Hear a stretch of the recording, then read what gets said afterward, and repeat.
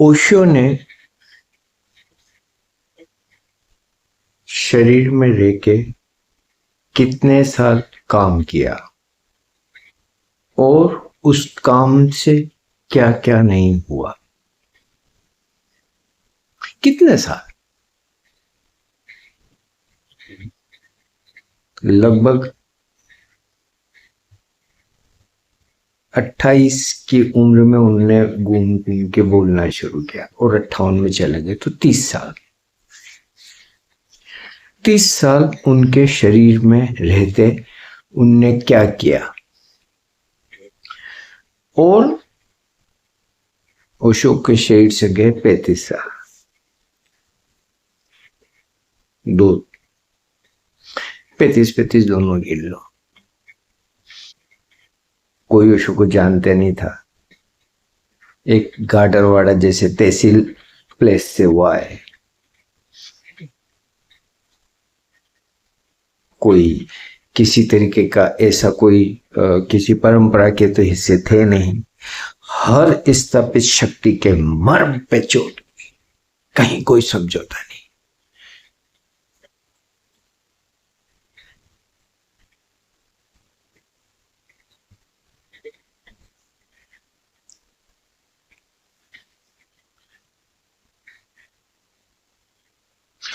वो जो बोल रहे थे उसके लाखों लोग विरोध करे, ये बात तो समझ में आती, लेकिन उनके साथ चले, ये बात समझ के बाहर है। लेकिन इतनी सारी शक्तियों के विपरीत चल के भी उन्होंने अपना एक संसार खड़ा कर लिया। 125 वर्ग माइल में एक प्रदेश में जाके अपना शहर बना दिया। सवाल ये नहीं कि वो कितने साल चला, सवाल ये कि सृजन क्या हुआ, निर्माण क्या हुआ। क्या कोई कल्पना कर सकता है कि एक बंजर जमीन में ऐसा मरुद्यान कोई बना दे? दुनिया भर के लोग आ रहे हैं और रात दिन उनसे हो रहा है। सर्व सुविधा युक्त शानदार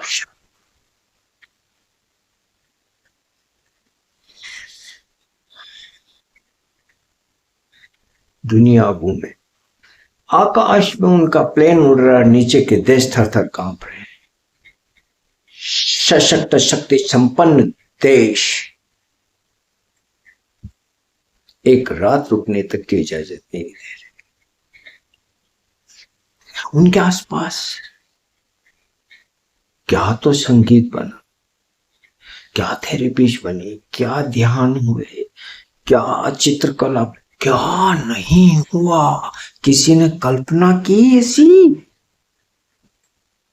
30 साल के उस पीरियड का आकलन करके देखिए, एक व्यक्ति ने 30 साल में क्या क्या न किया और पूरी दुनिया के टॉप इंटेलिजेंसिया को इन्फ्लुएंस किया अपने विजन से। और अब आज भारत में देखो, ओशो के नाम से फुहड़ता की बाहर आई, गंदगी, अश्लीलता पर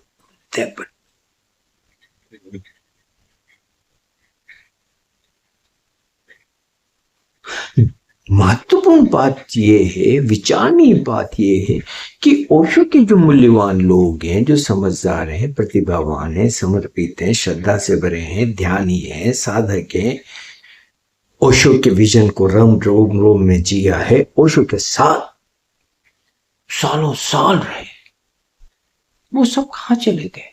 कितने नाम याद आते? कहीं तो वो होंगे, हालांकि वो चले भी गए, लेकिन है कहां? इक्के दुक्के नाम कभी कभी सुनने में आते हैं, लेकिन ओशो के आसपास तो हजारों हजारों थे। कहां चले गए? कहां गायब हो गए? एक से एक विचारशील लेखक, विद्वान,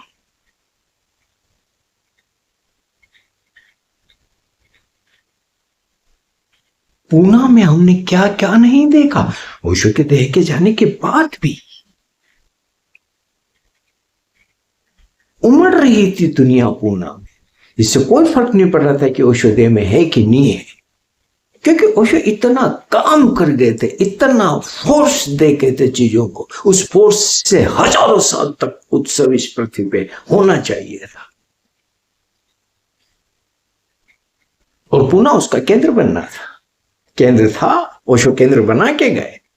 लेकिन अगर बड़े से बड़े और सैकड़ों साल पुराने वट वृक्ष को भी सुखाना तो उसकी जड़ों में मट्ठा डाल दो, चावल डाल दो, उसकी जड़ों में दिमाग डाल दो। वो बड़ा पेड़ धीरे धीरे धराशायी हो जाएगा और 35 सालों में वो पेड़ धराशायी होगा। किसने डाला ये मट्ठा? क्यों डाला? क्यों सब चीजें ऐसी स्नेह सहने बिखर गई? किसको रस था इस सब को बिखेरने में? क्या मकसद था बिखेरने? मुझे पता है कोई कि ऐसा एक काम ओशो की देह से जाने के बाद, पर्टिकुलरली शुरू के 10 सालों के बाद, जिससे लगी कि इनने ओशो के काम के विस्तार के लिए ये तो कुछ किया। एक काम कोई बता दे, मेरी चुनौती है। हर काम को सिकोड़ा और साफ किया बुरी तरीके से। मेरे को ये कहने में कोई वो नहीं है कि नियत में खोट, सोची समझी साजिश जो स्थापित शक्तियां ओशो को चुप नहीं करा नहीं सकती थी। लेकिन एक बार ओशो देह से गए, उसके बाद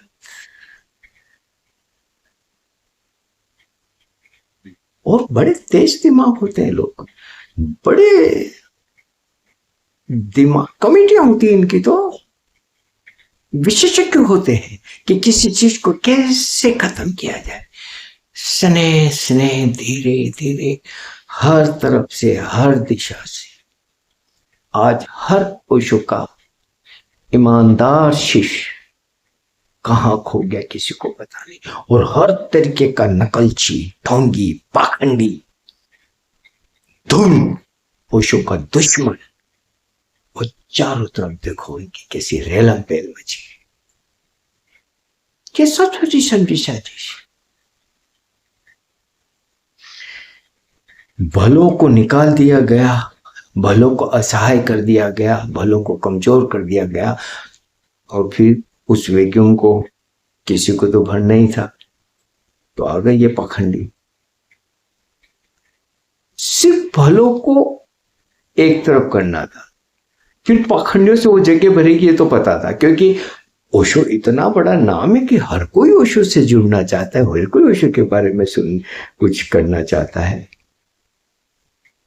या तो फिर ओशो उपलब्ध होते ऑडियो में, वीडियो में, ओशो के उन जीवंत शिष्यों में, तो लोग इनके साथ आनंद लेते, उत्सव मनाते, ध्यान करते। लेकिन वो तो कहीं खो गए।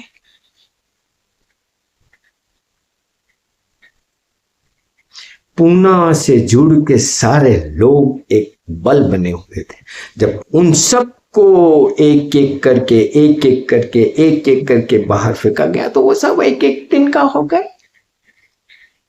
लेकिन सवाल तो ये भी कि जब सबको निकाला गया, किसी ने आवाज क्यों नहीं उठाई कि कौन होता है मुझे यहां से निकालने वाला, क्या अधिकार है? कोई नहीं बोला। ओशो ने जब शीला के काफी कारनामे रजनीशपुरम में सुने तो ओशो ने कही ये बात सार्वजनिक प्रवचन में बोली कि तुम लोगों ने सब स्वीकार क्यों लिया है शीला जो कर रही थी, किसी ने विरोध क्यों नहीं किया, तुम इतना सा भी मेरे से नहीं सीखे। ये सवाल तो फिर आता है कि ओशो के देह से जाने के बाद तो ओशो ने कहा था कि तुम्हारी जवाबदारी बढ़ जाएगी। फिर उस जवाबदारी का क्या हुआ? एक एक करके कमरे खाली करवाते गए और अपने सामान ले लेके भर भर के बाहर निकलते गए। मैं भी निकला। मैं अब स्वीकारता हूं कि मुझे लड़ाई लड़नी थी। कौन होता है कोई जो मुझे निकालता वहां से? काम कर रहा था, मैं ओशो के नियम के अनुसार काम कर रहा था, मैं ईमानदार था, एक पैसे की मैंने कोई बेईमानी नहीं की थी, किसी तरीके का ऐसा कोई चीज नहीं की थी मुझे वहां से निकाला जाए, और मैं वहां रहना चाहता था। 365 दिन में काम कर रहा था, 4-5 साल में एक आध बार में 2-3 दिन के लिए जाता, और वहां वो ऐसे व्यक्ति आज भी रहते जो 350 दिन बाहर घूमते हैं, जबकि नियम से 350 दिन वहां पे काम करना चाहिए, लेकिन उनको शानदार कमरे मिले और सारी सुविधाएं उनको मिली हुई। जब उनको वहां मिली थी तो एक ईमानदार व्यक्ति को मेरे को पूछना चाहिए था। जब मेरे को देवेंद्र ने और गरीबों ने बोला कि तुम्हें निकाला जा रहा है, तो मुझे उनको कहना चाहिए, तो कौन होते हो तुम मुझे निकालने वाले, नहीं जाऊंगा मैं यहां से। लेकिन मैं भी निकल आया, किसी ने विरोध नहीं किया। अगर मैं नाम नहीं लूंगा, एक को जब निकालने की बोला, वो तो खड़ी हो गई, कोर्ट में जाने को तैयार हो गई, वो आज भी वहां है। अगर ये जो ओशो के अंडरस्टैंडिंग वाले लोग एकजुट होकर इस ऐसे निर्णयों का विरोध करते तो बात बनती। मुश्किल यह हुआ कि कोई नहीं बोला, चुपचाप सब निकलते चले, और तरकीब से सबको एक साथ नहीं निकाला, धीरे धीरे धीरे धीरे धीरे धीरे। अब मुक्ता को जैसे निकाला, हालांकि मुक्ता वृद्ध हो चुकी थी और काफी कमजोर भी थी। मुक्ता को कहना चाहिए था, अरे यार ये तो मेरा खरीदा हुआ बंगला है, मेरी अपनी प्रॉपर्टी है, रहूंगी, मैं नहीं जाती यहां से।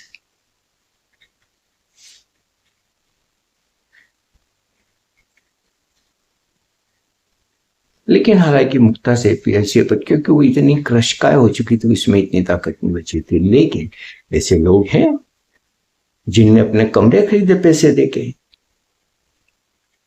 और नियम यह था कि वो जब तक जिएंगे वहां रहेंगे, वो कमरा उनका रहेगा, उनके मरने के बाद वो कमरा उस जगह का हो जाएगा। लेकिन उनके जीते जी उनको निकाल दिया गया। नाम तो मैं क्यों लूं, क्योंकि मेरा अधिकार भी नहीं है, लेकिन 30,000 में एक महिला ने कमरा खरीदा था, उसकी एक एक चीज जानकारी मुझे डिटेल में है। मां बहन की गालियां देके उसे निकाल दिया गया। उसका तो अधिकार था, आज भी जिंदा है। लेकिन अगर मेरे से पूछा जाए तो यस, इन दिनों में मुझे यह ख्याल आ रहा है कि गलती तो उन लोगों की भी है जो धीरे धीरे निकलते चले गए। कभी नहीं सोचा कि अगर हम सब चले जाएंगे तो ओशो के काम का कितना नुकसान, भाई मैं नुकसान 4-6 उथले फुथले पुतले घुटले कि जो मन में आ रहा कर रहा है। जो ओशो की डेप्थ है, जो ओशो की इंटेलिजेंस है, वो जो ओशो का एक उच्च स्तरीय नजरिया है, वो तो अब कहीं है ही नहीं, क्योंकि वो ऐसे लोग ही नहीं जिनके पास वो नजरिया था, जिनने उसके लिए समय दिया, जीवन दिया, अपना कैरियर दिया, सब कुछ दिया। वो सब वहां है ही नहीं, और न ही उनकी कोई इज्जत है, न ही उनका कोई स्वीकार है।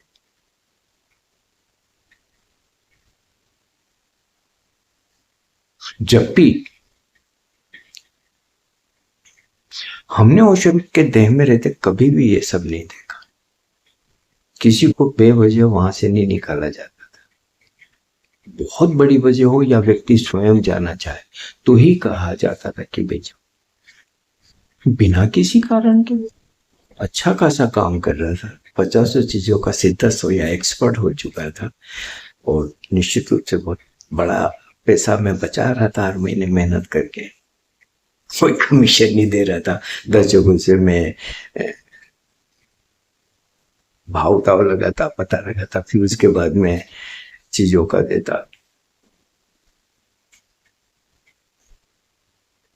तो मेरे को सोचना चाहिए, अरे मेरे को रहूंगा तो बहुत फायदा होगा इस जगह, क्यों जाऊं। आज वीआईपी आते टूर देते तो हमें तो पता था कि क्या बोलना, अगर स्पॉन्टेनियस कोई क्वेश्चन करे तो हम जवाब दे सकते थे। और ये मुझे सोचना चाहिए था कि मैं चला जाऊंगा, बाहर के व्यक्ति को बैठाएगा, वो तो तगड़ा पैसा बनाएगा, तनख्वाह भी लेगा 1,00,000 1,50,000 महीने की, और फिर उसके बाद में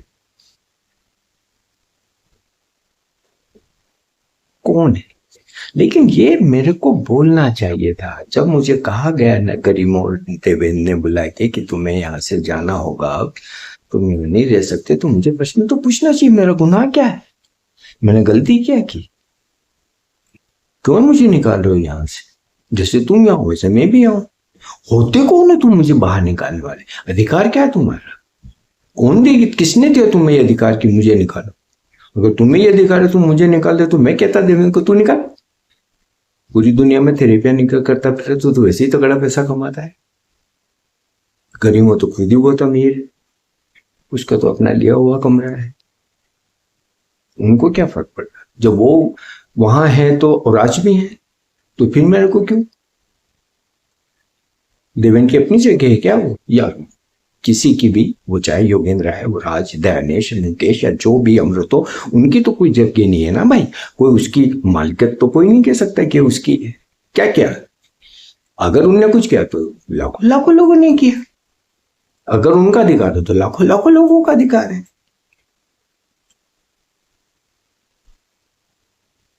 ये क्वेश्चन तो पूछा ही जाना चाहिए था कि भाई तुम होते कौन हो दूसरों को निकालने वाले,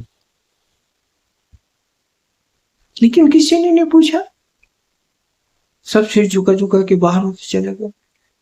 एक बार श्रीराम जेठमलानी ने आज के करीब 40-45 साल पहले बहुत अच्छी बात बोली थी, मुझे बड़ी याद है, राजनीति के संदर्भ में वो बोल रहे थे कि अगर ईमानदार भले और अच्छे लोग राजनीति से निकलते चले जाएंगे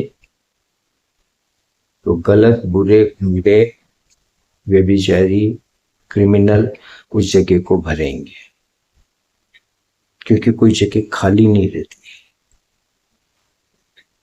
जगह खाली तो करवा दी गई, लेकिन वो भरा किससे, भरी किससे, ये कहानी है इन पे तिस्सा, ये कारण है कि पुरुषों का काम बुरी तरीके से आहत हो, देखते ही देख ये क्या हुआ। और आज पिछले कुछ सालों से मैं बहुत सारी तकलीफों से गुजर रहा हूँ, आर्थिक परेशान, नोटबंदी के बाद से मेरी कमाई बंद हो गई और बहुत मुश्किल हो गई जिंदगी, बीमारियां भी बहुत लग गई, भारत की अर्थव्यवस्था ऐसी है कि अब करूँ तो मैं करूँ क्या, बहुत सारे विकल्प सोचे पर समझ में भी नहीं आता है कि कुछ कर,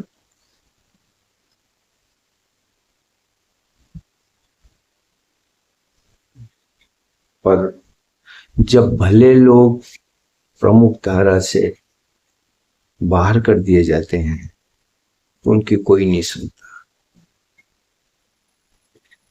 हर तल पर गलत व्यक्ति प्रमुख धारा में आ गया, उनकी सब सुन रहे, सबके पास पैसे है, ये जो रेलम पेल मछली पूना में भी हो सकता, और ये याद, एक भला, निर्दोष, ईमानदार, श्रद्धा से भरा व्यक्ति आहत होता है, ये आहत होता है।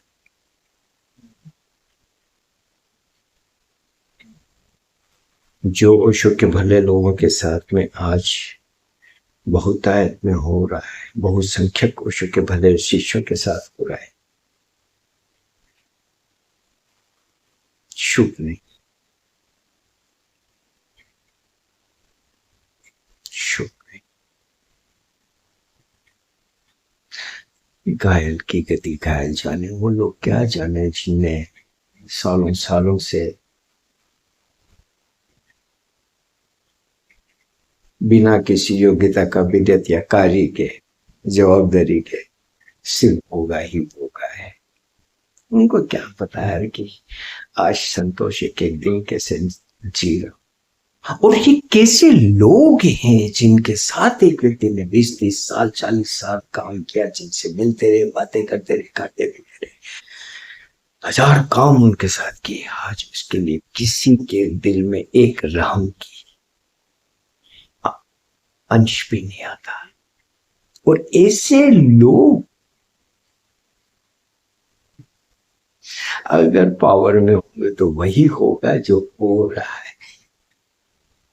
और मुझे कुछ नहीं कहना, पर जो भी कोई सुन रहा मेरे वीडियो को, प्लीज दोस्त, आज ही पुली के डॉक्टर आए थे, डर लगता है, बहुत डर लगता है, बहुत डर लगता है। कल को मुझे अचानक कुछ जरूरत पड़ी तो मैं कहाँ जाऊँ, प्लीज मेरी मदद करो, हमारे वीडियो शेयर करो, लोगों तक पहुंचने दो।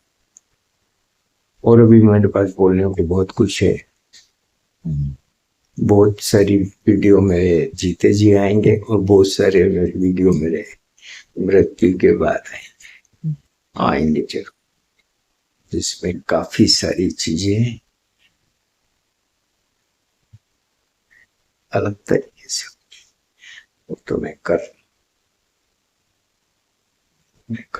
ये मेरा काम है, ये मेरी जवाबदारी। ओशो के लिए अगर किसी ने थोड़ा भी गलत लिख दिया तो उसका मैंने जवाब दिया, तो जो भी कुछ गलत हुआ उसका जवाब तुम्हें दो, इतना तो मैं ओशो से सीखा।